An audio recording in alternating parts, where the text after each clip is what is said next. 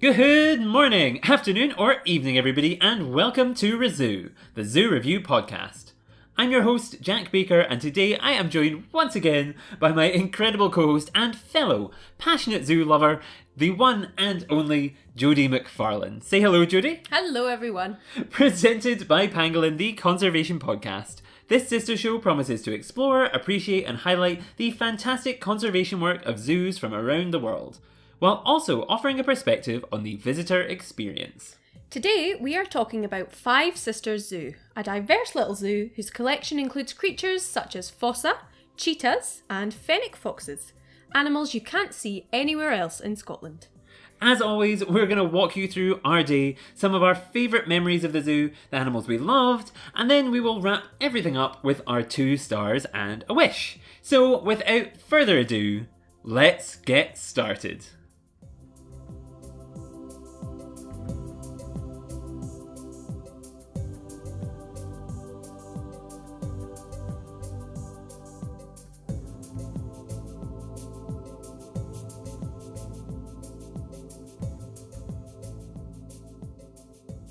And welcome back to the show. Once again, thank you so much for joining me today, Jodi, to talk all about the fantastic, the wonderful Five Sisters Zoo here in Scotland. So, tell us, Jodi, what is your previous experience with Five Sisters? Had you been before? What were you kind of expecting? Yeah, give us the rundown of your previous thoughts. So, I had been before, but only once in my whole life. Okay. Which is odd, given that we don't live far away No. from it. And I think I went when I was about 11 years old. So I can barely remember a thing. I think I went with my cousins, and I remember there was some sort of spider handling. And at the time, I hadn't done any of my animal handling that I've done in jobs since then. So that was a big no from me on spider handling. And I think it was pre-fire, perhaps. So a while ago. Okay, so that spoiler alert. I was going to say horrifying link. Yes, Five Sisters Zoo is very close to us. It's similar to me. Like when we were younger, we went to Edinburgh Zoo, we went to Highland Wildlife Park, we went to Blair Drummond Safari Park, all places in Scotland, but we never really went to Five Sisters, and I don't really know why. Maybe it's because it was newer, because like all of them have been there for years, whereas I feel like that was just kind of established when we were young. Yes, so because it was still quite new. I was on their website earlier, and it said like, obviously, Edinburgh Zoo and Blair Drummond have all these things been for years and years and years and years. I think Five Sisters was 2000. I want to say 2005. Mm-hmm. I read on their website because they started off as like a garden centre type thing. Yeah. And then they developed into this, zoo where they kind of took in pets and then got bigger and bigger, and now they have bears and lions and all sorts of other stuff. So, yeah, it does make sense that we wouldn't have gone there when we were like baby young, because it only really started properly in 2005, and even then it probably didn't have the big animals that it has now. It's probably been started growing small, and they've built it up because it is. Yeah. A little bit of background for people. Five Sisters is a family run kind of zoo. It is it's not huge, but the animals that it has are really impressive. It has gone through a one heck of a journey, as all small family run zoos go through. I think we talked about with Fife Zoo, which has just opened, they've had fires and all sorts of stuff. Five Sisters with Zoo, like small zoos and fires. What's going on? Yep. Because Five Sisters also had a fire. I think I read on the website 2013. They had theirs, and it was in their kind of reptile house, and they've kind of been building up from there. They kind of started small and have now grown to, as we said in our introduction, they have things like cheetahs, they have bears, they have lions, they have all sorts of really cool and impressive stuff. So yeah, I had been before, not a lot, so I kind of knew what to expect, but I wasn't super familiar with it, which is nice, because then it's a bit of a surprise, and you know it's going to have changed since last time, and maybe there'll be bits that you'd forgotten about. Exactly, because like I walk into Edinburgh and I know exactly where everything's going to be, I know exactly all the animals, I know it, like I'm pretty on top of like the collection, I know exactly what it's going to be, whereas Five Sisters was a little bit of a mystery, which was exciting and nice. So yeah, when we got there, you drove us there. I made us drive past the entrance, and then I was like, wait, no, go back. And then, yes, because it's in the middle. So we drove there. That's actually something maybe to mention. When you first arrive, when you're driving up, you're not lost. It Yeah. feels like you're driving into a housing estate if you come the way we did. You're not. You go through the housing estate, you go down a thing, and then you find the zoo. Don't worry. So you find the zoo, you park up, you get there, you walk up, you get out, you see everything. What is your first impression, Jodie? What was the first thing you thought when you got out of the car at Five Sisters? Can't even. But I'm quite a stressed driver, so I was a little bit stressed coming in because it is quite a windy road, and obviously Jack was sending me the wrong way. So I came out. So when you first come in, you see a big thing that almost looks like a castle, like a castle-y type thing, and I was like, ooh, and I think there's a big sign on top that says Five Sisters. So that looks like that would be where you go in, but it's not. Well, on all the maps, on all the maps that says entrance. Okay. So I don't know whether it was like sense. a temporary entrance or like they're moving it or they just haven't updated the map. Maybe that's a summer entrance when it's busy because it's big. But anyway, so you don't go in the castle-y bit. There's a smaller entrance over to the side, and I feel like I can just remember. I want to say trees, was it Christmas trees? Were there Christmas trees in the car park? There was Christmas decorations in the car park, and there was like a plant sale going on as well. Okay. Yeah. So I think they sell plants to like raise money for part of their projects and stuff. I think the sign that was on the plant pots outside just now was like they're raising money to have penguins at the zoo. So I think they kind of sell plants and stuff. So that makes sense. That was your first impression. Confused first impression. But that is not anything on Five Sisters. That was just my mood that day, clearly. Jack was like, just follow me. We're going this way. Yes. And I was just trying not to get hit by cars in the car park. So. Yes. Yeah. That was me. Well, what was your first impression? Well, I was quite, I had a good first impression. We went on I feel like it was a weekend, but it was a quiet weekend because it was just after the summer holidays had finished. Yeah. So it was nice and quiet. And we went kind of first thing, didn't we? Yeah. So we got in there nice and early, nice and quiet. It was still a very lovely hot day though, so it was good. Sun was shining. And I didn't really, my first impression was kind of like familiarity. So I wasn't like, I'm like, oh, I've been here before. I know this. Like, it wasn't like, wow, because I knew what I was kind of walking into. But, my first impression, I suppose, was every other time we've been, it's been so busy we've had to park in the overflow car park. So my first impression was maybe, oh, this is nice. Mm-hmm. It's quiet today, which was quite good. And so, you go in, you pay for your tickets, which kind of is the first indication of the, I would say, theming of the zoo, which I think it is a very family-friendly experience. When you pay for your tickets, they are probably one of the cheapest zoo tickets you're going to get in Scotland, aside from smaller collections. Things like Fife Zoo was £5 a ticket. Deer Centre, I think the Scottish Deer Centre is now pay what you want, and to combat the cost of living stuff that's going on. Is probably going to be indicative of the experience you're about to have and how long it's going to take and what's going to be there. Yeah, and it was, I would say, a fairly good low cost kind of zoo, which indicates to me it's more of a family focused experience. Yeah. And kind of looking out for people and and maybe a smaller experience because it's not that huge. I think when I went to Phoenix Zoo recently, it was $35-40 a ticket, which makes you think this is going to be a huge thing. Yeah. Whereas this was I can't even remember, less than £20, I want to say. It was lower cost. Yeah. So more family orientated, which was nice. Yeah, so you pay... good if you're going in with a big group of kids. Exactly. And I can see, once we got in, I feel that was justified. It was a lot of families with young kids. It was I would say a family-focused atmosphere, which was fine, very nice.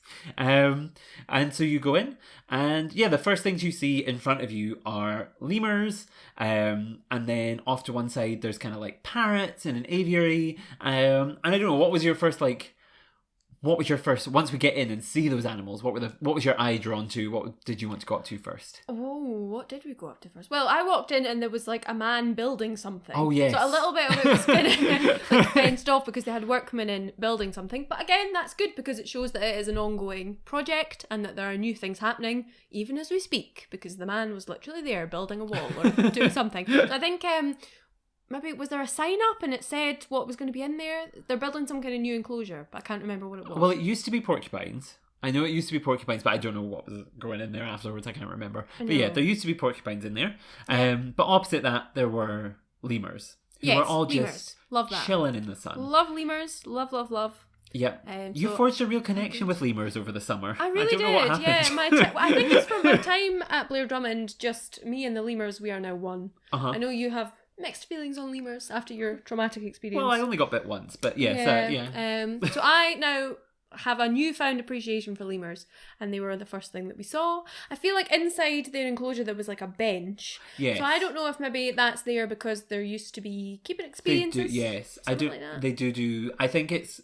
I don't know if they were doing them at the time we were there, but there is definitely, they run kind of like feeding type experiences in there. So I guess I just liked that you went in and there was like a lemur sitting chilling on this bench. Yes, like, and doing the classic like basking, hands open to the sun.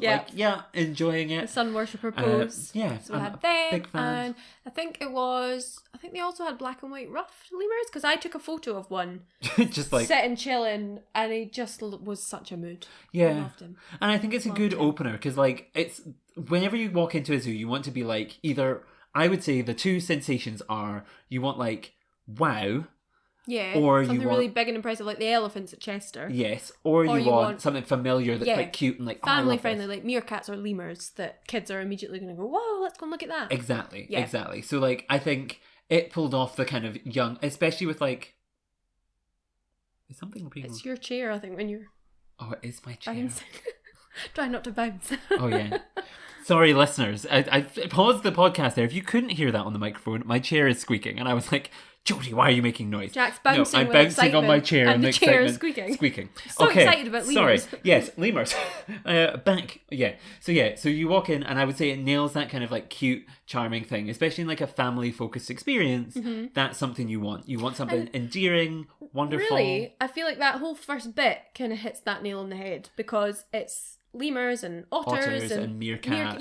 Like all the kind of cutesy, family-friendly hits are right there where you need them to be. But then also there is the aviary there, which has Ibis in it. And I love Ibis, but they are the stuff of nightmares. So it's like that nice like contrast between like, woo, we have like fun, yay, lemurs. Also, here's some birds, which are kind of scary looking. But you know, they cover all bases. Ibis, I mean, I love an Ibis. They're very regal, but they are the stuff of nightmares. Yeah. Those beats.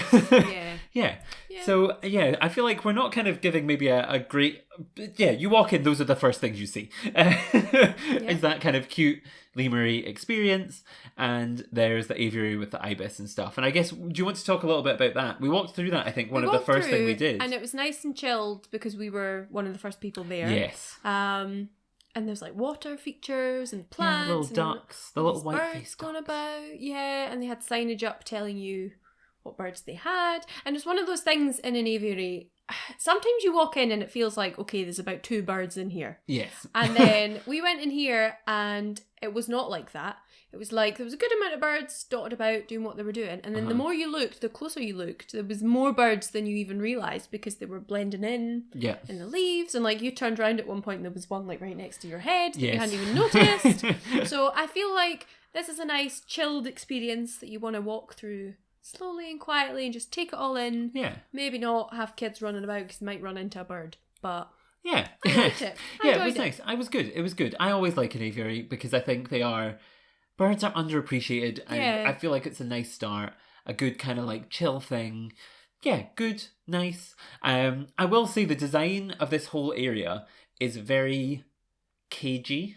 Mm-hmm. Which I think a lot of people might like initially associate with like, oh, I don't like cages. Yeah, because it's a hark back to like old zoos where things were in cages and people don't like that. They are like, because they're like metal bars in a way, but if you look beyond the metal bars, what's actually going on is inside, very good in both the aviary and the kind of like the lemur sense. Like there's a lot of space in there. There's lots of plants. Like there's lots of like.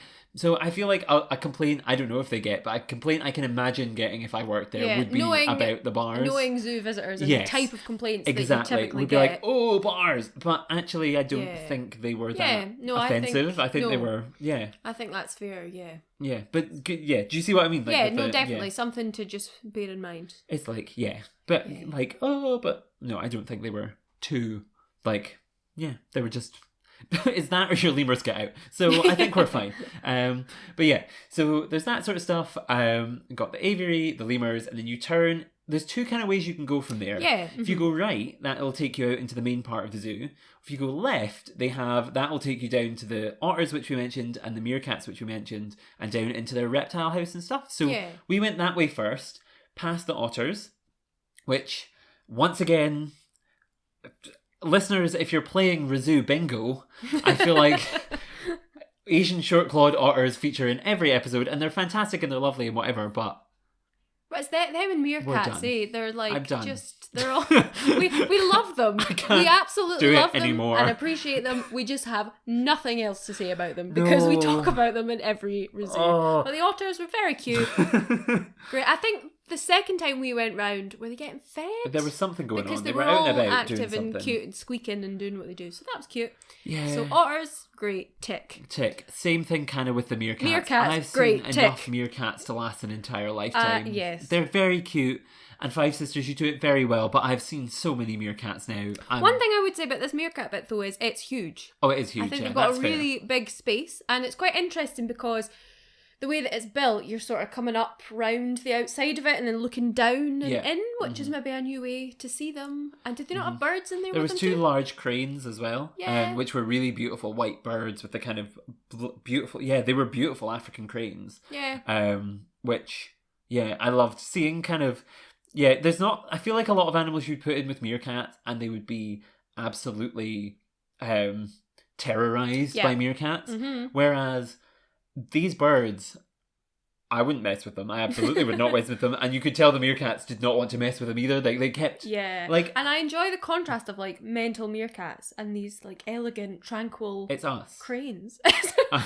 Where, which one is which? You're the crane. Okay. I feel like it depends on the day. Yeah, okay. So we need to make that a poll on Instagram. Yeah. Which one do you think is the crane? Yeah. Jack or Jodi? No, I like that. I like it a lot. No. Before we get too sucked into that, there will be a poll, listeners. So if you're listening, Yep, go and look find out it. for it. In fact, I can put polls. If you're listening on Spotify, I can put polls in the Spotify episode descriptions as well. There we go. So go down there and Oh, vote. but I don't know if I want to know the result. Yeah. I can put it down there. But no. So that was meerkats. Yes. So that was meerkats, and then I'm still bouncing. You Sorry are. if you can hear squeaking, listeners. We need to get some new chairs for our makeshift studio, which is a pop-up table, a blanket, and a microphone, and two very old squeaky chairs. That makes it sound like we're sitting under the blanket, as if like it's Well, I a did. makeshift tent. This is a complete side note, but I did see someone order like you know those children's like tents that you get for like children's bedrooms to give them like a space for reading. I saw someone order them to record their podcast in to give better sound quality, and I was like, we have a gazebo in the garage, but I can't imagine you'd have been particularly thrilled if you turned up today and I'd erected a gazebo in my living room for us to record in. In the garage, no, because it's cold. In the living room, Yeah. Could be good. Yeah. It could be good. there we Yeah. go. Next time you're listening to ReZOO, If it's a lot crisper, we're in a gazebo. we're in a gazebo. No. Well, but yes. from a gazebo to a castle, To a castle. Or What a a fort. transition. A fort. whatever it's meant Yes. to be. So they have, we've seen the meerkats, we've seen the otters, we've seen everything. You walk through, they have this huge castle which has an outdoor section which features things like little monkeys. I think it had, was it a loris or something? There was something in there. Yeah. It has birds, like those big ravens, which I'd never realised how huge a raven was before. Nor I. It's massive. So a raven, Bats. like I'm now. I know this is also completely irrelevant, listeners, but I'm now just thinking of Raven the drag queen. Lovely. And specifically the clip, which is where she is. If you don't watch RuPaul's Drag Race, listeners, I'm very sorry, but there's a clip of her where the editors have really shadily put it together, where it's her having an argument with someone else, and she's like, the other person is like, you were just calling me, I'm going to say bad to avoid expletives. Yes. You're just calling me bad. And Raven's like, I would never say that you're bad. And then the editors cut to all of these clips of being like, her outfit was bad, her look was bad, her makeup was bad, her presentation was bad. And I just love it. So when you see a raven, now I'm Now like, you just think of the shade. and especially when it's so big and impressive, I was like, this works. I love it. I just didn't think ravens were that big. No, and they're scary. They're Yeah. really. I've been attacked by a crow before, listeners, and I'm glad it was not a raven It's because given I me, am. like, Edgar Allan Poe knew what he was talking about. Yes. Clearly, now I understand. Yeah. Although my terror only of the reference, my only reference for that is The The Simpsons. Simpsons. It was on the other day. I love it. Quote the raven. Oh, I was thinking Nevermore. you were being very intelligent, but was No, it just because no. it came on? Yeah. Okay. Yeah, it's the little one when Bart's the raven. Yeah. And anyway, Anyway. Too many TV references. Back on. There was bats. Bats there were was, cool. That was cool. Quite a crowded little space. No, this was not Five Sisters' fault. This was the Yeah. You could see, like, these little kids would have seen us walk in to look at the bats, and they would have seen how small the space was, and yet 4 little kids piled in after us. So I would say it's not a small space. It's just a small space when 2 adults and 4 children who are quite chaotic follow you in. Yeah. Then it's a small space. You're basically in a box. Yeah. Yeah. Fair. But aside from that, I think it's I fine. like seeing bats. Ever since Bristol, I've got this new thing about bats. Really? I appreciate them so much more. Why? Do you know why I think it is? Is because whenever you normally see bats, it's dark. You just kind of see them flapping about. You don't really know what you're looking at. Whereas at Bristol, they were in the outdoor bit and it was light and you could actually like see them and They're see their very little cute. cute faces and their little eyes and like they're a bit fuzzy. They're like little lemurs with their little faces. So I thought they were very cute. And ever since then, I've got a newfound appreciation for them. Is that some shade towards Chester Zoo because all of their bats are in the darkness, Jodie? Is that what you're saying? But that bit at Chester is really good. Even though it's in the dark, but because you walk through with them. It's not like you're just looking through a window and it's dark and you can see something fly past every so often. Because as cool as that is, it is tricky to kind of see what you're looking at, you know? Yeah. But now I feel like I just appreciate a zoo with bats. Mm-hmm. I agree. And we will talk more about Chester on an upcoming episode, which it was suggested to me on Twitter. I used a very bad pun, and they were like, you should revisit Chester and use this pun. I think if we go back to zoos, we could do a series called ReZoonited. Oh. Reunion. Mm-hmm. I think there's something there, listeners. So there will be an episode where we revisit Chester soon with a terrible pun title coming up. But no, bats, cool. Slightly concerned or upset you didn't have this revelation before Halloween because we could have posted a special Halloween episode, but that's okay. Letting the team down. Yeah, but it's fine. It's fine. And so yes, we've seen the outside stuff, the bats, the ravens, all sorts of cool things. And then we head into the main kind of reptile house, which it contains things like, I think there was crocodiles, there was some little monkeys in there as well. There was big kind of iguana things. There was a frilled lizard or a macaw that was the just macaw, like chilling at the yeah. back. I mean, we say reptile house, but it was so much more than a reptile house. It had so much cool and stuff. And it really kept going. Like, you went in this one bit of the room, and you thought that's just where it was. But then when you follow the little tunnel around, it takes you a little windy path all the way around. Yeah, and it has species that you don't see in a lot of places, like a frilled lizard, for example. I don't think I've ever, I can't recall seeing a frilled lizard. And of course it wasn't doing the whole, big, thing. Yeah. But it was still really, really cool, and it was really nice to see it. I enjoyed seeing snakes, classics. Yep. The macaw was really cool. The little jumping mice. Oh my goodness, I loved these. I knew you wouldn't remember these because you stood next to me taking photos. Of the frilled lizard. I just noticed this. I thought there was nothing in this enclosure, and then suddenly this little mouse jumped out of nowhere, and I've never seen mice. So are they species called jumping mice? I can't remember. I'm sure I told you to take a photo of the sign because I knew I'd forget. It was the very last enclosure as you're leaving. These tiny little cute mice that jump about and run up high and scurry about. They were so cute. They weren't just normal little mice chucked in an enclosure. They're a specific type of mouse. Maybe it's because of the part of the world they're from. If you link up with the other animals I want to say it's something like Turkey. Or it's somewhere on the Mediterranean. I know exactly what you mean. Oh, I can't remember. But you keep talking about why you love them. I'll have a search and see. I just like little cute things. Sorry to be basic. I know that on this pod and indeed on Pangolin, we're always trying to highlight the underappreciated species and stuff that's cool, and loved, not just because it's little and cute and fluffy, but because it's cool in some other way. But I'm still a sucker for the little cute fluffy things. Was it a Turkish spiny mouse? Maybe. Yeah. Who knows? I'm going to say yeah. It might not be that, but maybe it was. We don't know. You'll have to go and visit and see for yourself, listeners. There are cute little mice.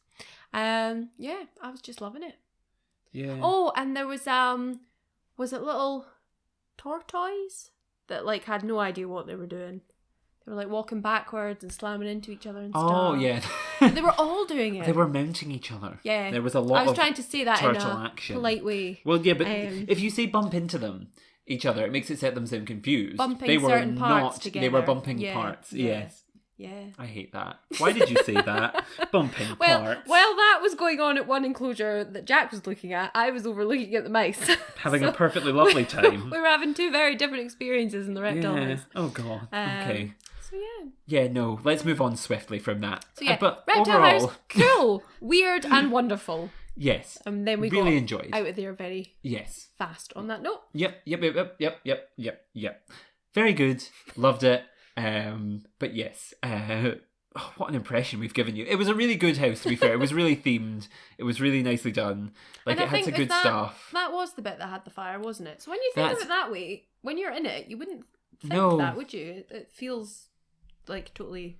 It feels very brand new and expensive, and I don't know how much of it was destroyed in the fire though, so I don't know what it was like before. I can't picture it. There is also in there a little bit, a tiny little bit that you can walk through that I think normally has birds, but it was closed when we were there, so we couldn't walk through it. I don't know whether though, if you're listening to this in the future, it might be because avian flu is very bad. You're right. At the moment, Avian so flu's like a lot of thing zoos just have now. had to suspend like their like bird experiences. One zoo had to close. Was it Painting? something like that? One of them down south had to close. So yeah, like maybe that was why it was closed. Okay. Yeah, would be my speculation. But the last time I was there, years and years and years ago, when I was very young, I remember walking through that. It's one of the only bits I could remember, and I remember it being very good. So clearly a core memory right there. yes, unlocked it. Good, so good, look good. out for that. Okay.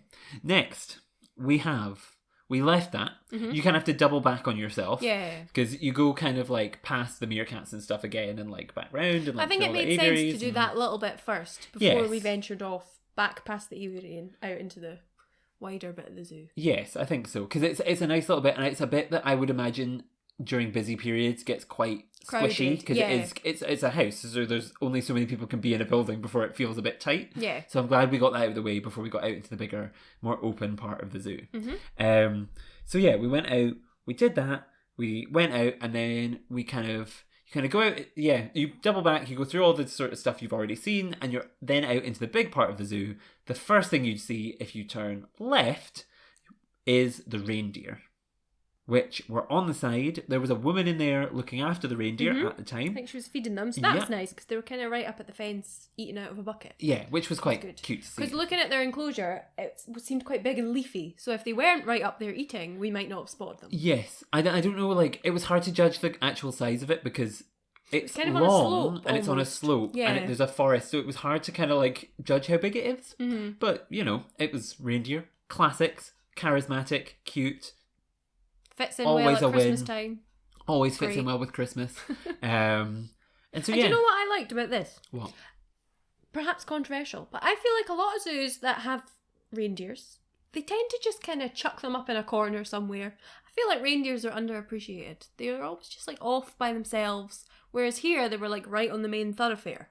So everyone saw them, and I like that. Good word. Giving them the space. Good word. Thoroughfare. Yes. Yeah. The bit where people are having to walk past. And I just like that because then I feel like they're getting the spotlight they deserve. Yes, I would say that because they've had them at a few places we've been. Actually, this I think is our fourth mention of reindeer. They're catching up I'm on the really bingo card. They really are, actually, when you think about it. Although when I think about it, the only place that didn't have otters is the Highland Wildlife Park that's had reindeer. So you know, there's okay. Sorry, I'm getting distracted in my. If ever there's a mastermind quiz round of like, what's your quiz? Species that have been weirdly mentioned multiple times on ReZOO is specialist subject. I seem to remember everything we've ever talked about. Anyway, so no, like I like the reindeer, and I agree they are often kind of sidelined, which is strange because to me they are charismatic and probably the most charismatic Deer. and most well known of the deer. Yeah. I think we talked about that before in one of them.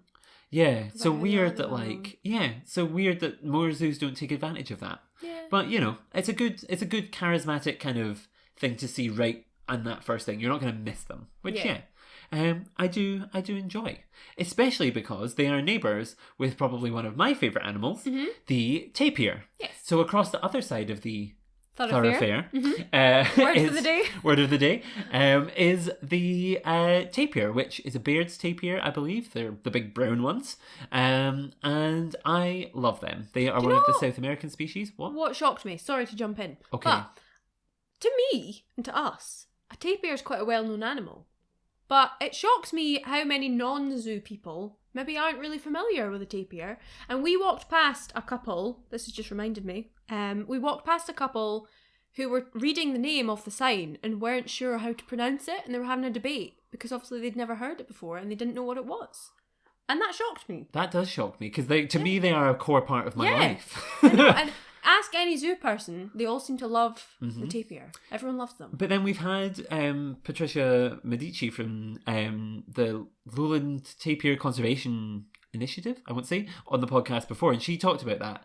And how like there's people like who just don't know what tapirs are, and like tapirs used as an insult, because it's like what people do know about them is that they're slow and kind of stupid, but they're not slow and they're not stupid. They're great. I wonder as well if people do know what a tapir is, maybe they're more familiar with the black and white ones rather than. Well, I don't know, because in my mind, like a tapir, like there are 3 species of tapir found in South America, 1 found in Southeast Asia, which is the Malayan tapir, the one that is the black and white one. So you'd think the one that's not part of the core, like what feels like the core group that are found in South America, you'd think that the outlier would be the one that people forgot, because it's not. If anything, that's it's probably one of the bigger, more famous ones. And if you think about if you were going to get like a cuddly toy of a tapir, they all kind of look like that. White. Yeah. Why is that? Listeners, if anyone knows, enlighten us. Yeah. But yes. Anyway, sorry to jump in there. No, but like tapirs, I love them. They are one of my favourite species. They are fantastic. They're wonderful. They're beautiful. They are one of few animals I feel like if I was to ever get a tattoo, I could commit to a tapir. I feel like I could do that, because I'm always going to love them. Because it's never going to be not one of your favourites. No, like penguins, pangolins, pangolins, tapirs, cassowary, I feel like are pretty solid. Jaguar are pretty solid, like, favourites for me. Yeah, so back piece of those 4. That's what I want. Just to cover I have a tiny scar on my back, listeners, and I've always been like, maybe I should get a small tattoo to cover it. Well, that can be at the jaguar part, and it can be like he's like scarring clawing me. It. Yeah. Yeah. Well, it's kind of shaped like a slice of bacon, so maybe it could be like he's going for the bacon. Sorry, listeners, that's disgusting. But no, maybe I could commit to that. I love how we were like, we haven't done a ReZOO in a while. It's been a while since we recorded one, so we're going to be out of the swing of it. This is what happens when we leave it a few weeks in between recording them. It's a disaster. This gosh, happens. I've just looked at the timer. We're half an hour in and we're barely getting started. Oh gosh, wow. Too much rambling about bacon. Tapirs, great. Look them up. Listen to our episode, The Tale of the Tapir, with Patricia Medici. It's a fantastic, probably one of my favourite episodes we've ever recorded. Maybe put a link to it in the description. Mm-hmm. It'll be a Spotify link, probably, because that's where most of our listeners seem to be. But if not, if that's not your platform, search it. You'll find it. It's great. So that'll be down there for you, listeners. Next, moving on though. Moving swiftly on. We come to what I would say is probably one of the standout pieces of Five Sisters Zoo, which is their bears. Mm-hmm. Now, for some backstory for listeners at home, the Five Sisters Zoo, it kind of started small, but it is now kind of got all of these huge animals, one of the first of which to arrive were the bears. And they came to the zoo through quite an interesting kind of story where they were rescued, I believe, from a circus. And there was a huge campaign to raise money to house them at Five Sisters, and they have built them what is a huge piece of woodland to stay in and live out the rest of their lives. And I think what's interesting about this is a conservation issue that's not talked about in a lot of zoos are the impacts of circuses and kind of that kind of condition that animals are kept in. So it was interesting to see that they have these animals that they've rescued. They've built them the most magnificent, huge woodland space. And they have the education value of saying, like, circuses which have animals are still happening and still go unchallenged. And not in it's the UK, maybe like, but in some parts of the world. Yeah, and it's on that border, I suppose, of like conservation / animal welfare, where like it's more, is it like those two things are very similar. Mm-hmm. But like animal welfare is kind of like I would say how animals are treated on a day-to-day basis, whereas conservation in my mind is more like how they're treated on like a species level. Mm-hmm. And this is kind of maybe more an animal welfare issue, but it does still transition into that conservation storyline, and I think it's a good thing to make people aware of, because like where those bears come from, where they're kind of bred, all these things impacts conservation and how people perceive animals. Because some people, they still think of zoos as they used to be, which were a bit more negative, and they maybe lump zoos and circuses together and think of them both as places where animals were not treated in the best way, which historically is correct, and unfortunately in some parts of the world is still the case today. But this is a good example of how zoos shouldn't just be lumped in with circuses as like these bad villains who treat animals badly, because here's a zoo who is providing, you know, like a refuge for these animals who have been treated cruelly in a circus sort of environment. And now they've come to a zoo who treats them well. And as you say, they get to live out the rest of their life now in peace and comfort and be very well looked after. Yeah. And I think what's interesting is they've kind of put their money where their mouth is in terms of like, I feel like some places would maybe do this once as like a publicity, like, look, we've rescued these things. But actually, the bears, the project kind of started in 2012. They kind of brought the first bears in after that big campaign. And then they kind of, while some have passed away over time just because of like health complications and things, they've consistently still brought new bears from similar circumstances in and continued to kind of care for bears that need this kind of like special care, because it can't be easy to care for animals that have these kind of pre-trauma. Like we see like Free the Bears is a charity that works with sun bears, and they have fantastic resources all over the internet about kind of the impact of bears, the impact of kind of private care, private collections, and similar kind of similar circumstances to animals that were kept in circuses. The similar kind of things. And so seeing like how Five Sisters have provided a nice retreat for what I think is grizzly bears is nice and a great way to like promote and just kind of, it's a nice project. It's just it just gives you good, it's just nice feelings. There's just a nice element because it's not just like, look, we've got a bunch of bears, go and look at them. It's like they're there for a reason, and it's a good reason, and that's good. And I also like that as you walk down to the bear enclosure, I think they had signs up saying to be quiet, basically, because these animals like quiet, and I appreciated that, because if they have come from a stressful environment, they're going to want it to be a bit quieter, and depending on the time of year, maybe they're going to be a little bit sleepier, being bears. So I just like that. Yeah. There was also a line on their website which I enjoyed, which talked a little bit about their first reactions to nature. So, released into their woodland for the first time, Peggy enjoyed digging in the sand. So there was 3. There was Peggy. Carmen liked to trash trees. Oh. Bit dramatic from Carmen. And Susie, all Susie wanted to do was lie peacefully in the woodland. And I enjoy that. That's all I want to do, Susie. I want to lie peacefully in a woodland. That's all I want. Yeah, so it was a good vibes, good energy. I enjoyed it. And yeah, like it's a nice conservation story from them on their part. So I do enjoy that quite a lot. So from their first big success, which I would say would be the bears, their first big story, all the way up to their most recent thing, hang on, because I'm sure there was something else next to the bears that you might have forgotten about because we didn't see it.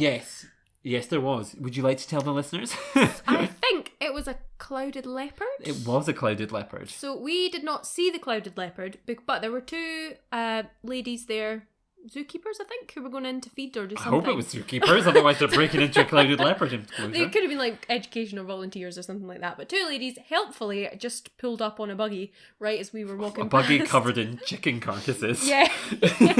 This was quite a moment. And helpfully told us that the leopard was probably in bed at that time of day, and so we might not see it. And indeed we did not. But it is there. So we just thought we would highlight that the leopard is in fact there. Yes, I forgot about that. Thank you very much, Jodie. You ruined my transition, but it's okay.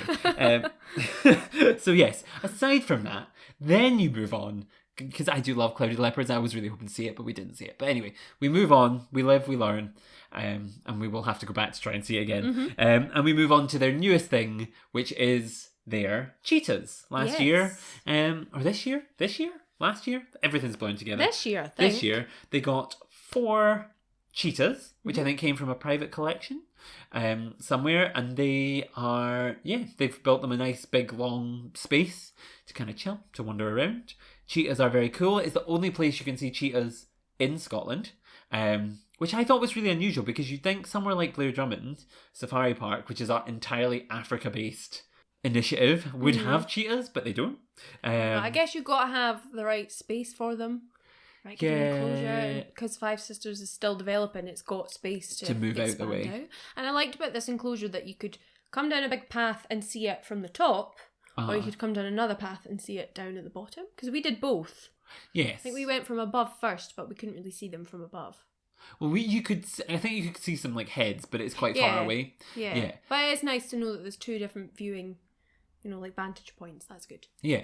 And then, yes, of course, then you have, from down below, you see these 4 beautiful, big, long-legged, wonderful, lovely cats, which are always really cool to see, especially because obviously we're not as used to them up here. Yeah. We've seen them at places like Chester before. Whipsnade had cheetahs, did it not? Did it? Yeah. Whipsnade had cheetahs. Oh yeah, because they had the breeding programmy thing. So they had cheetahs. But to have them a bit closer to home, it's a bit nice for us. Yeah, it's exciting for Scotland. Yeah, and I did see, it was nice. It was not a particularly complex habitat or space, because cheetahs, they just like a bit of grass to lounge in. I suppose they're savannah creatures. But it was, And I think there was still building work going on in that sort of area. Yeah. So maybe still some changes and things coming, and they were still building the path. I think maybe the path's going to loop all the way around eventually. I don't know. I feel like you're speculating wildly. I don't know. I love how you know more about the animals, and I'm like, no, the paths. I was paying attention to the paths and the signs. I just love the fact that sometimes, though, you can tell that you're like... Jodie's the type of person who will look for the best in things, where she's like, they're building something, and this is exactly how I think they're going to build it. Even though she has no real proof to suggest that is what was happening. She's like, I think this is what's happening. I think that was what was happening. She saw a sign, and it said that they were still building that, the top bit where we went, because you walked to the top viewing point and then just had to come all the way back. Yeah. I think they're still building that bit. Okay. So surely if they're still building it, it's because it's going to link up. Okay. I'll believe you. I'll believe you. That's fine. Cool. I'll believe you. However, that, just a random point, the little path along the bottom that you walked to get to the cheetahs was lovely because it had like a little stream. I was going to say burn, but anyone who's not Scottish won't know what a burn is. It's a Scottish word for a little stream. Yeah. So I had a little stream going along the other side, so it was a very nice chilled out little corner of the park for the cheetahs to be in. Yeah, and then you turn around and you walk along that stream and you continue to go along, and there is farm animals. Yes. Little donkeys and goats and all sorts of stuff, which is nice. Not particularly exciting or thrilling, but always satisfying to see goats. For young visitors, I feel like little farm animals, like little goats and stuff, kids love that. I do love that, to be fair. Yeah, you love a goat. I think it was just, I like a goat touching experience. I see. I like to be interacting with my goats. I don't like when they're on a it's not like it didn't bring anything to me. I see. I'm sorry Jack to disappoint. wants to touch the goats, and if not, he's not interested. 0 out of 10. Terrible zoo. No. But yes, there's little farm animals and stuff. I did quite like this bit of the zoo because from that point you're basically just following the stream all the way along in a big long straight path, and you've got enclosures on either side, and the ones on one side of you are kind of like going up, because then the rest of the zoo's like up on a hill. So it's kind of on a little slope, which for the little goats and stuff was quite a good design. And I just enjoyed it. It was just a different... They're obviously just making use of the way that the land is, the way they've built the enclosures up on this little hill. But I liked it, and I thought it was nice. They had like their little horses and donkeys and snow leopards. Oh yes.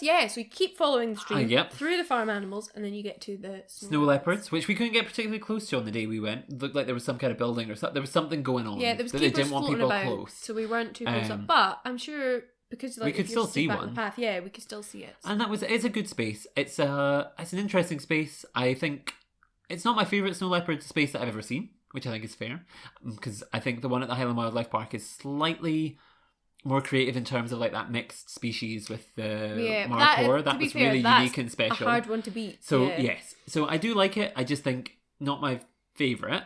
But yeah, I think it was good. It was interesting.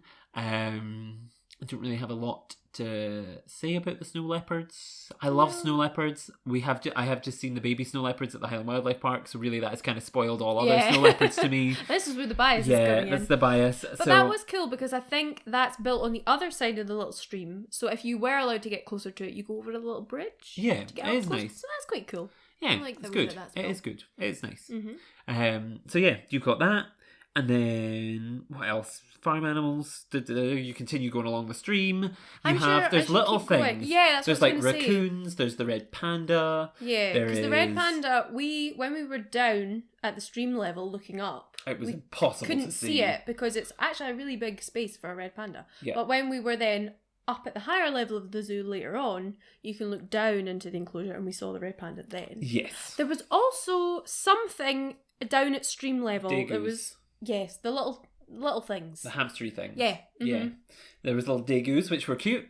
There was loads of them. There was loads. Yeah, there was hundreds of I think we Degus. just appeared at the right time, because as we walked past the glass, they were there. And it was like they were all looking up at like, oh, we've been caught. Like, oh, and you're like, no, you're cute.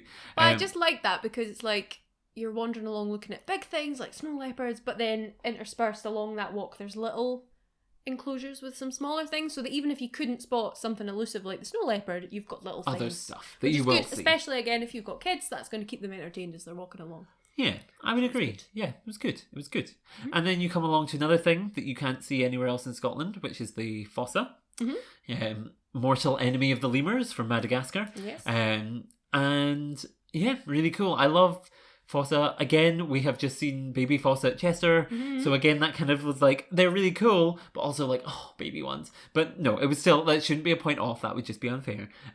So no, it was really cool. It was nice to see them. It's a good space for them. It was actually really active, which I thought was a bit unusual, because a lot of the time when you see them, they're very chilled out, they're very relaxed. And it seemed to be kind of doing a lot, climbing up and down, moving around, which was cool. There was a low hum type noise going on in the background, which I believe was coming from a petrol it sounded like to me a generator of some kind. Yeah, because when we then got round the corner, you could see, because they have a lot of like fairground rides a bit further up, and I don't know whether the noise of the generator was maybe that's making why it was that up was and kind about. of up and being like, what is that? Maybe. It didn't look, because to be fair, we were stood there like, what is that? Yeah. And it wasn't until we got to like round the corner to the other side of the enclosure that you could see it. Yes. So maybe the fossa was having the same train of thought as us. Like, what is that? Yeah. So yeah, that would be my one, like, that would be maybe my first thing I would say to them, if they're listening, would be not like, oh my gosh, this is a huge thing, but I certainly noticed it, and I don't know if it was impacting the fossa or the other animals, but I would definitely invest in quieter generators, because it sounded quite loud, and it was not impacting the visitor experience, and I wouldn't say it was impacting the animal welfare to a large extent, but it was definitely noticeable in this area, and I don't know if it was upsetting. It was just like something that I noticed in this space. Yeah. So just something to bring up. But then as we always mention, like, there'll be stuff that probably is completely fine by like zoo standards or whatever, but if a visitor notices it, it might impact visitor experience. Yes, and we were I always would thinking say about the whole thing. That impacted my visitor experience. Yeah, and so people who have less zoo knowledge might get a bit uppity about things like that. Yes, I can't imagine they would have it there if it was negatively impacting animals. It's like what we were talking about with the penguins at London Aquarium, about how like it will be fine, and we know that it will be fine, but if it just makes a visitor feel some type of way, then maybe it's just something to think about for the future. Yes, is that maybe that is impacting the visitor experience, because it impacted mine. So just something to be aware of.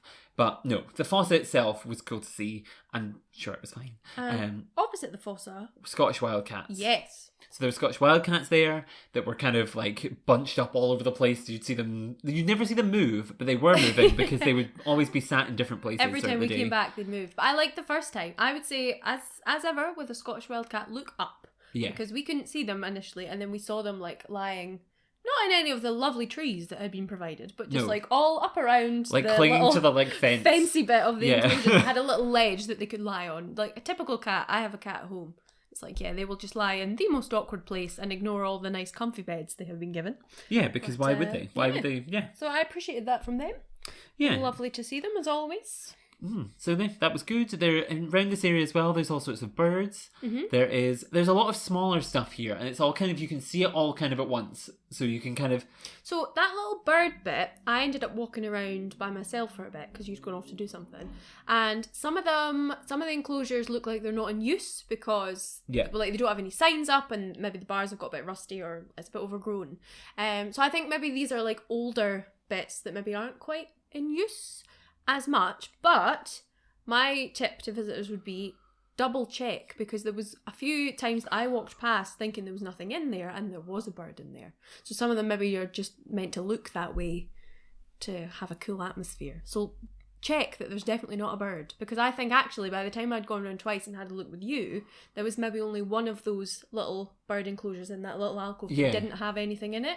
So make sure you check and check again. And I think there's a difference between overgrown and purposefully busy to Yeah. provide somewhere to hide, which Yeah. can sometimes be a hard thing for our eyes to distinguish as things, especially when the things that are hiding or among the trees are hard to spot. Yeah. So you do And have it to was sometimes just take... like a darker, quieter little alcove, which probably is like that because that's what those animals need. Yeah. But a visitor to the untrained eye might come in and be like, oh, there's nothing in this corner. But there Yeah. is, so make sure you look because they had nice little birds in there.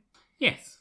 And then I suppose the other stuff that's there, like the other animals that are in this area are a fishing cat, there's lynx, there are prairie dogs, there are wallabies, there's a fennec fox. And like I was going to cover each of these individually, but I think really we can say I didn't have much to say about any of these in particular around this area. Yeah, I don't not really in a bad way, not in just a bad that they're, way, like, but like they're it is. there. It's this like this area of the zoo is very much like you can see it all at once. It's quite open, isn't it? So that bit? I don't really have like many thoughts except on the prairie dogs, which I loved because they were very cute. Yeah, you could stand there for ages because there were so many and they were going in little holes and coming out of other bits and yeah. And then the wallabies, I think, was a walk-through area, but it was closed when we were there. Yeah. But you could still kind of see them. Yes, you could still see them. Like, it was fine. Yeah. Like, the cats, like the lynx and stuff, you could see, which was quite cool. But yeah, you see what I mean? There's not much, like, I didn't have much to say on these. I just thought they were all cool, because there are a lot of species that we've covered before in more detail. Yeah. So I was kind of like, these are cool. You loved the prairie dogs.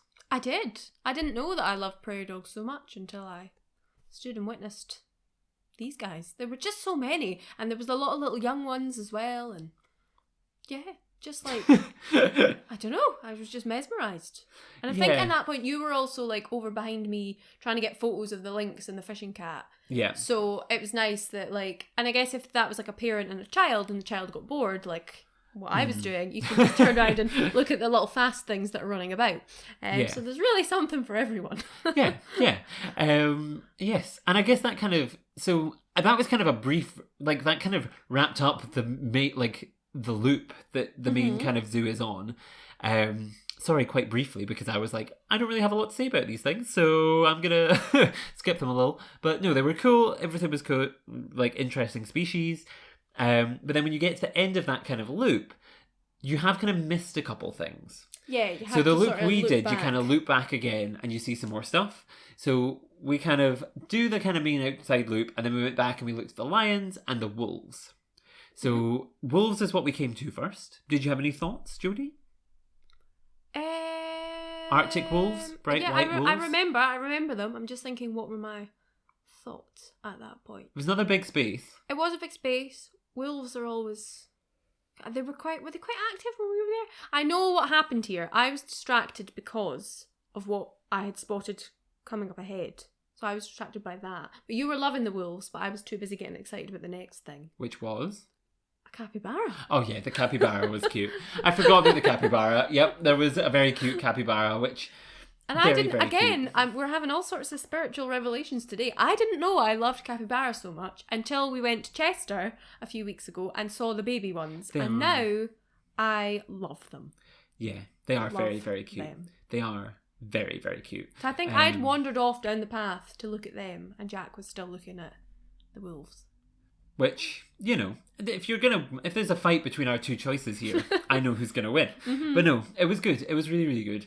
And yeah, the capybara was very sweet. I think capybara, they are an underrated gem that I feel like more zoos need to have, because they can't be that. They're just big gerbils. Not gerbils, guinea pigs. Fairly easy to keep. Yeah, I imagine. And they were in a really big space as well.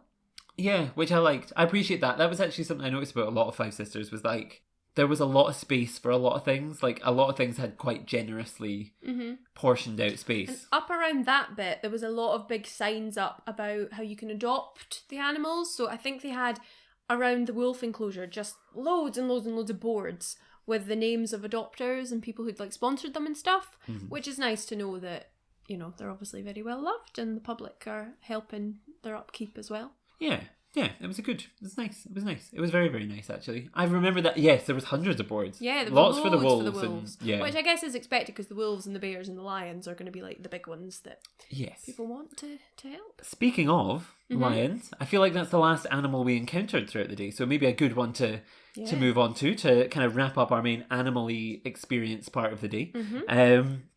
And yeah, similar to the bears, they came from a not too great situation. They had 4 lions, which were rescued, brought to Five Sisters. Huge spaces being constructed for them. They're all boys. And I thought they were African lions, but I read on their website actually today that the lions that they have, they can't actually really say they're African lions. So when they've been kept in things like circuses, these animals are often bred across subspecies, across all sorts of stuff.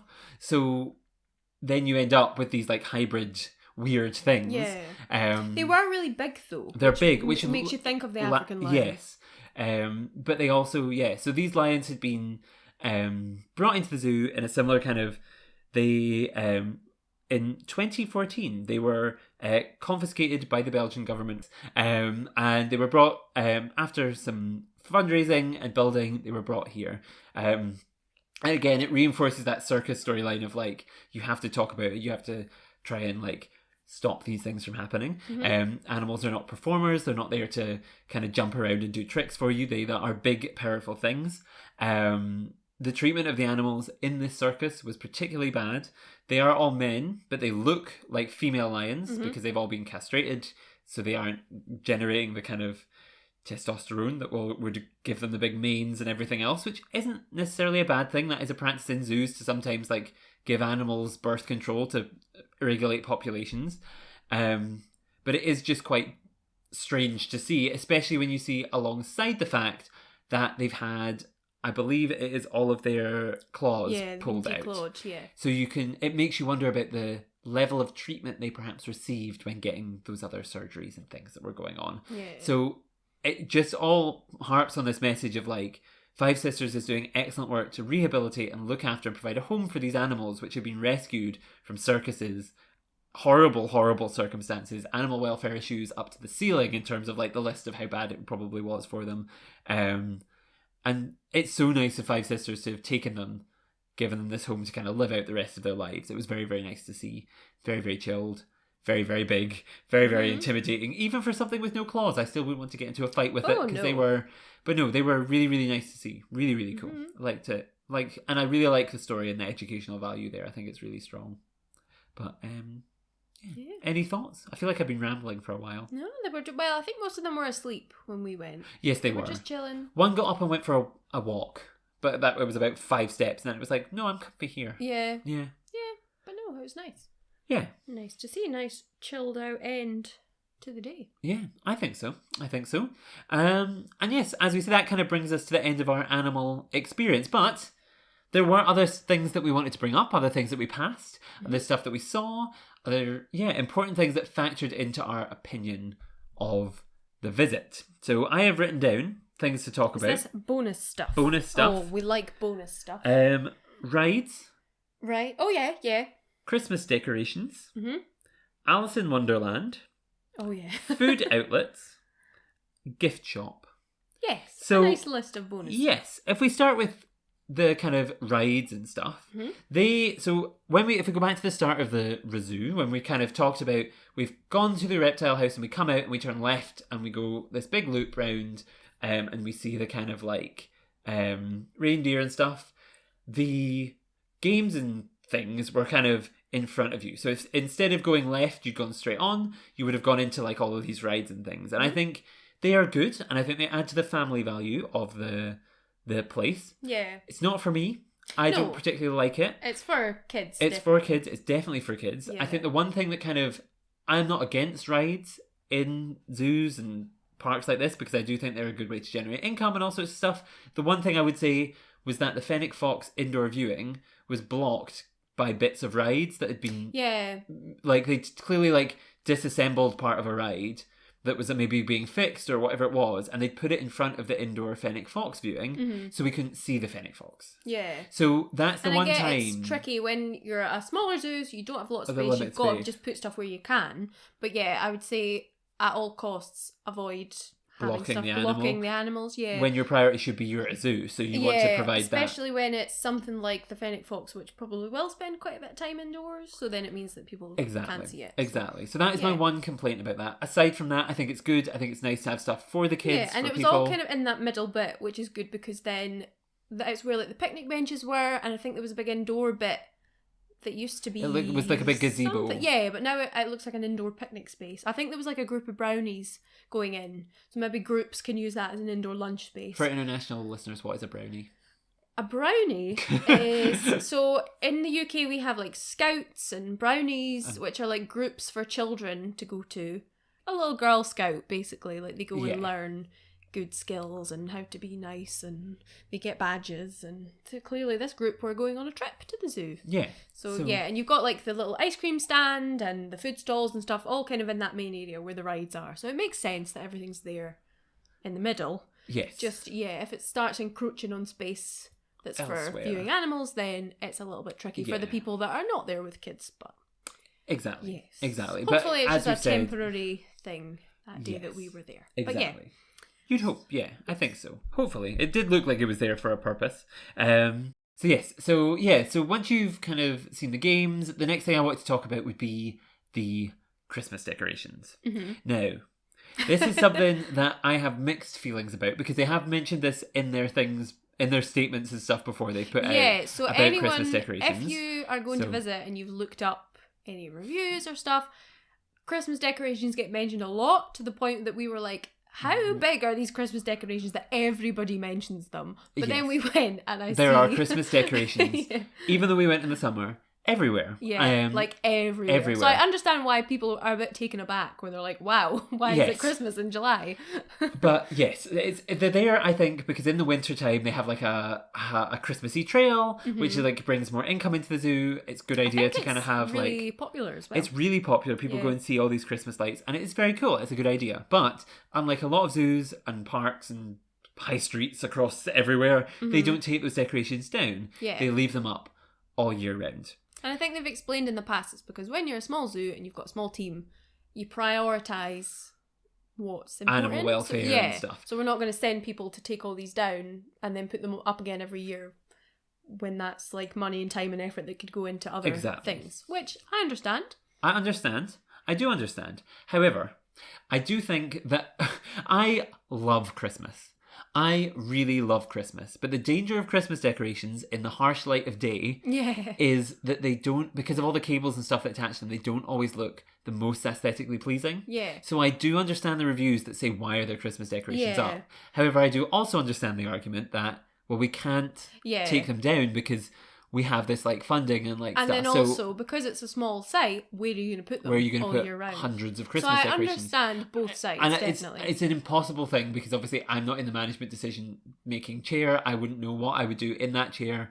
Deep down, I think in an ideal world they would be able to take them down, but obviously they can't. So like, it's just this weird thing, and I think we wanted to bring it up, not to particularly like say it's a bad thing, but more to say if you're going, just there are Christmas decorations up. I think that's it. Like, it didn't really affect my visit. I'm neither here nor there about it, but especially if you were like a tourist and you walked in and you were like, what is going on? Like, it's perhaps a strange impression. So I just think, people just need to be prepared for it. And if you're prepared for it, then it's less of a surprise, it's less weird, and it's not really going to be taking away from your day. Exactly. So just get in the Christmas spirit in July. What did take away from your day? Was Alice in Wonderland. Right. They have, I'm going to explain this before, Jodi. They have an area which is dedicated for children. For children, Jodi. And it is a magical forest adventure that takes you through the story of Alice in Wonderland. Which is a beautiful story and filled with magic and wonder. However, Jodi did not like this section. No. Specifically, I feel, because of one quite scary doll. Jodi, would you like to talk about it? Now, if you've got kids, I bet they will love this, and it's magical, because they had like a little fairy garden type thing that had like, it was kind of Christmassy as well. I'm sure it had candy canes and like mushrooms and fairies and unicorns. So that type of thing with lots of big models that like, maybe it is Christmassy, and then at Christmas maybe that part of the trail goes through that and it's all lit up, and that would be cool. But you're right, in the harsh light of day, these things look less dreamy, dreamlike, and more like a nightmare. For me, because anyone that knows me, and Jack knows, that I do not like puppets. I don't like mannequins. Everybody loves puppets. No. Everyone does not love puppets. Unfortunately, I do not.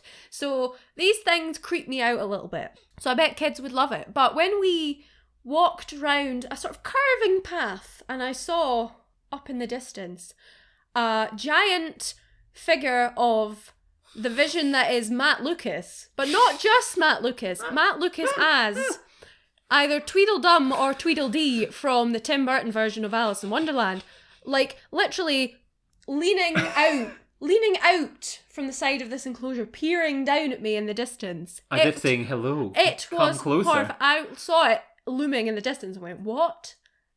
I will not say what I actually said. Bleep. What on earth is that? And yes, so yeah, the Alice in Wonderland thing, I can see why kids would love this. Not for you. Not for me. Definitely not for me. I just wanted to keep walking. And then we got to a bit that creeped me out even more, although I think Jack liked it, but it was like an enclosure with a big glass front with bunnies, little white bunnies, cute. And then I noticed, not just bunnies, but Helena. a mannequin of presumably Alice from Alice in Wonderland, and then another one of these mannequins, like Matt Lucas, of Helena Bonham Carter as the Queen of Hearts. We love Helena Bonham Carter. And the thing is, it was done well, but they just creeped me out so much. So I was like, no. Yeah, no. I think it didn't help that the glass that they were behind, they were surrounded by live bunnies, and the glass that those bunnies were behind was slightly condensation covered, so it was like this kind of strange. Yeah. So I did the Christmas lights I can deal with, but Alice in Wonderland, I was like, no. Time to go. If you're a family who loves joy and light and love, yeah, you'll love it. But if you're Jodi... But if you're me and you're cynical and joyless, then you will not like this bit. Yes, if you're not a Tim Burton fan, it may be slightly upsetting. I am a Tim Burton fan. I just hated the life-size mannequins of Matt Lucas. I really hated it. So yeah, I feel like that, my takeaway from the zoo was like, seen all these cool animals that we don't have anywhere else in Scotland, but I'd also seen this Matt Lucas thing and I was traumatised. So fair. Go in expecting that and you'll be absolutely fine. But I had no idea this was there and I was really scared. Yeah. Scared for your life. Yeah. Yeah. So yeah, in the harsh light of day, this bit might be less magical than Christmas. Yes, but kids will probably love it. Yes. Yeah. What about food? Moving swiftly on. Food. We took our own food, I think. And I would say that's, like, there are outlets, but there are limited outlets, and I imagine in the summer it could get quite packed and busy. Well, I think the bit that had food, there was maybe like 3 stalls, but only one of them was open. So I think in the height of summer, all 3, there was like hot dogs, maybe like fish and chips, I want to say, and then something else, but only the hot dog stand was open when we were there. So like everyone in the zoo was queued up in it. So it was busy. But there's plenty of picnic benches there, so you can take your own lunch. And there was a stall that sold like ice cream and drinks as well, if you just wanted a snack. But yeah, that was kind of it in the heart of the zoo. I don't think there were any others dotted around. It was just in that main area. Yeah. So yeah, make sure you take plenty of snacks with you, because if you've got kids and you're away at the other side of the zoo and they suddenly get hungry, like there's not really anything nearby you to go and grab a quick snack. So bring snacks with you, I would say. That sums up my thoughts perfectly. So would you like to also sum up my thoughts on the gift shop? The gift shop, I think by the time we got to the gift shop, I had been traumatised by Alice, so I just wanted to go. It was small. It was. It was good. I think so. We got there at the end of the day, so everyone was kind of in there. So we kind of bypassed. Yeah. But it did. It seemed like it had the classic stuffed toys and stuff, which all good stuff. And yeah, on that note, and they had the plant sale. Yeah, the plant sale. And yeah, that kind of brings us to the end. We've really had a journey there. We started so positively, and then by the end there, you've been traumatized. But I have. I feel like I really brought the mood down. But other people would love that, just not me, because it's just not for you. Don't love puppets. No, everybody loves puppets. Yeah. No. So if you love puppets and you're not like me, then this will be a lovely, wholesome family day out. If listeners, you can't see this, but Jodi is playing with her hair in a way that it looked like she was like clawing at herself, like, oh my gosh, I'm like traumatized by what's happened to me, like some kind of like comfort in my hair. No, it's fine. And on that note, that brings us to the end of our ReZOO. Mm-hmm. We have covered all sorts of stuff, and as always, we will cover our 2 stars and a wish. So, to wrap up, Jodi, who is your first, or what is your first star? What is my first star? I need to start thinking about these during the podcast. Should I go first? Yes, go for it. My first star, I would say, are the bears. I love the storyline. I love the fact that the area is so big, it's so impressive, it's so nice, and they've continued to support bears from circuses even beyond the first initial bears that arrived there. I think it's an excellent storyline. I think it's great, and I just love it. Love it, love it, love it. Lovely. Your first star. I will give mine to the cheetahs. Just because they're new, they're exciting. They're the only ones in Scotland, and I think that's really exciting and impressive and should be celebrated.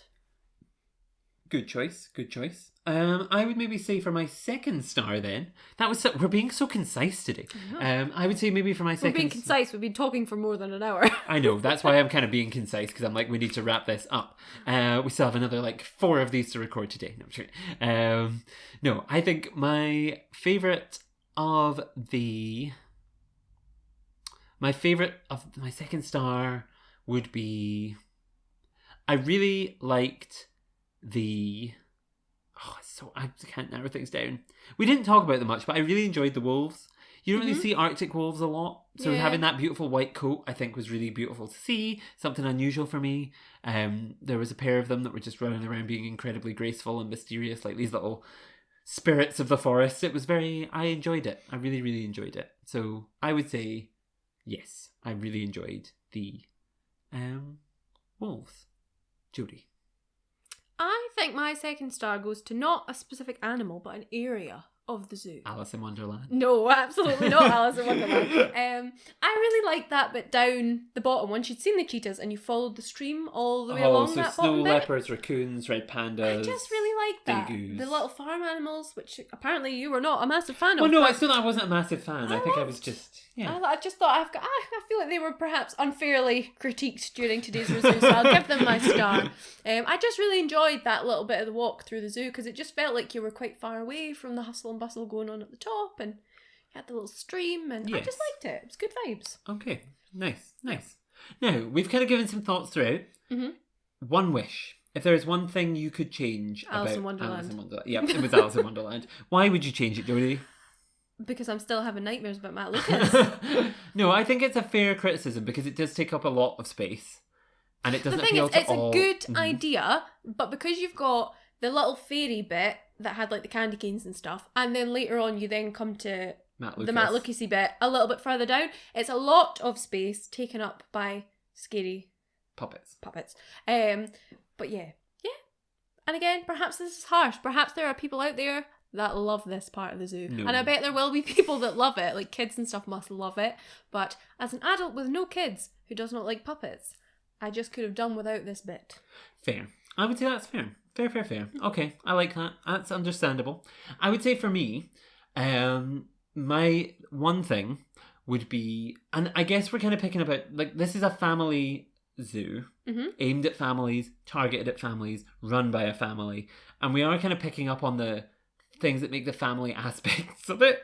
But I would say, like, I feel like the distinction between fairground rides and animals needs to be made slightly more distinct.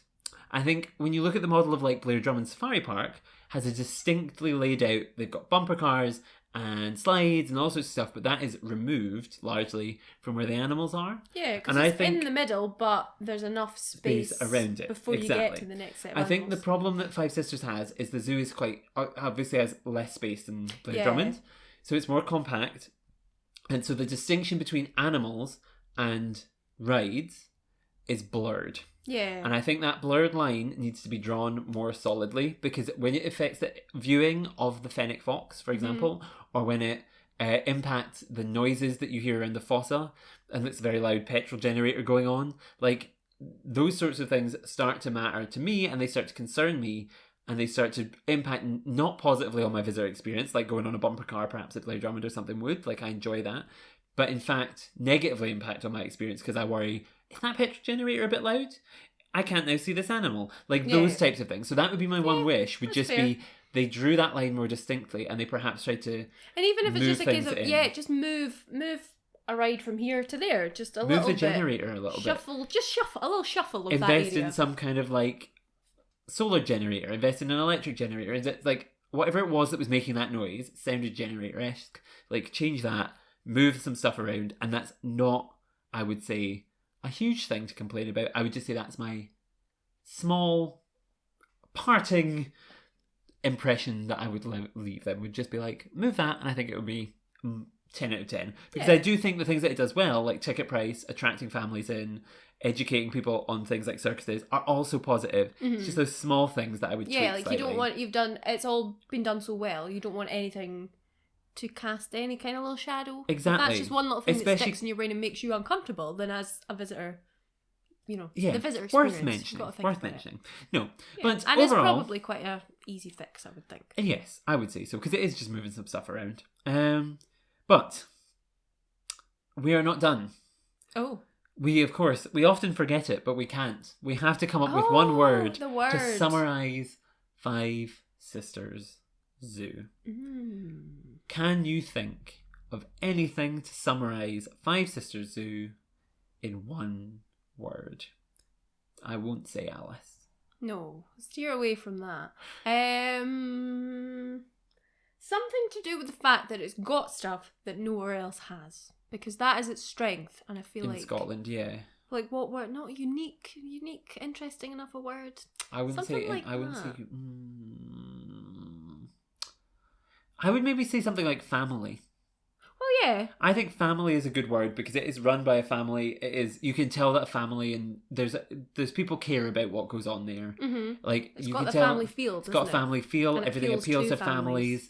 Like that would be my thought. Maybe on a word. because although all zoos appeal to families, maybe this one more so. Yes. Because of, like you said, the ticket price, it's a bit more family friendly and whatnot. So if you have small kids and a family, it probably is the most family friendly one. Family focused one. Yeah, because although all zoos are family friendly, this is probably the one that hits the most check boxes in terms of price, experience, amusements, stuff to Alice do. in Wonderland, like so there's loads for a family.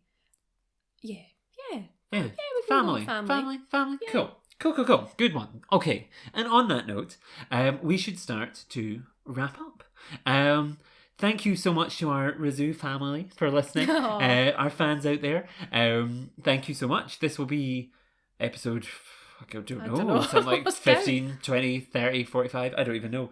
We've done a lot of them now, and they all seem to do very well. Thank you so much. Thank you for all your love over the Bristol episode. That one's doing particularly well. And the Highland Wildlife Park one also is doing very well, which I enjoy. So thank you very much.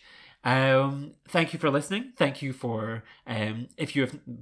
I'm getting too emotional. I'm getting too thank you. But that's not what I wanted to do. What I wanted to do was say thank you very much for all of that support. If you'd like to support us more, what you could do is subscribe to the podcast. If you don't already, we're available on Apple Podcasts, Spotify, Google Podcasts, all over the place. So make sure to hit subscribe or follow so you don't miss out on any future episodes. You can also, while you're on there, leave us a nice review. It would mean the absolute world to us. You can click on there, give us a nice little 5 stars. We love it very, very much. And that will encourage us to keep going with these. Because we're coming up to a year of ReZOOing, which seems crazy. I can't believe that. So yes, we've got all sorts of stuff to promote, so do that. You can also find us on social media. We're at Pangolin Podcast on everything, so you can find us on Twitter, Instagram, Facebook, LinkedIn, at Pangolin Podcast. We're on all of those, and you can also follow me if you're interested at The Only Jack Baker on Instagram or at Only Jack Baker on Twitter, if you'd like to follow me and see what I'm up to as well. So that's all the self-promo. That's everything we need to do. Thank you again so much for listening, guys. Thank you. We hope you've enjoyed. Certainly you've enjoyed more than Jodi did enjoy Alice in Wonderland. And so thank you. And until next time, goodbye. Bye.